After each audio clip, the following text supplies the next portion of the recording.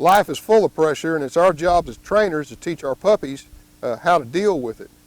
And so what we're going to teach it to deal with are the pressures that are involved in training. And generally speaking, those are either ropes or electronic training collars. We're going to use what's called an environmental correction to get this to happen. So in other words, we don't have anything to do with what's going on here, and the dog learns how to terminate pressure through his own actions. And that's exactly what we're after, is to get puppies to understand that when pressure happens, that they can control it.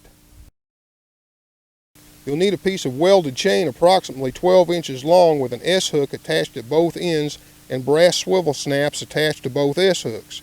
Screw an eye bolt into a tree or post at shoulder height to the pup and attach the chain. Call the pup to you, and without making any fuss, snap the swivel snap in the D-ring on his collar. It's important that you tether the pup out without him realizing that you've done it. Immediately walk off out of the pup's sight so he can't see you. Realizing that he's caught, the pup will begin to struggle fighting the chain. The more he struggles, the better, as this means he's creating a stronger comparison between pulling and not pulling. After the pup's been tied for about 30 minutes or so and he's quit struggling, go back out to him and offer him a drink of water. Most pups will begin to struggle as soon as they see you, and once they realize you're not there to release them, will refuse the water, being more intent on getting free. That's okay. Pick up your water bowl and walk off again. Give the dog another 30 minutes or so to settle back down and return with the water. Keep repeating this process until the dog accepts your return calmly and takes a drink. This shows you that he's accepted the fact that he's been restrained, that if he pulls, he's uncomfortable, and if he doesn't, there's no pressure. The psychological lesson also teaches the pup that sometimes he has to stay in a place and there's nothing he can do about it.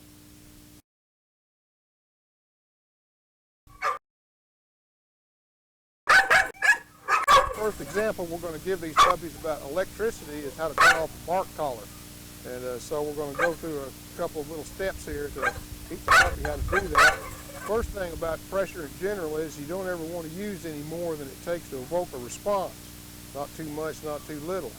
So to teach puppy how to turn this off, we want to first start off with putting these bark collars on their lowest setting, which atypically is 1.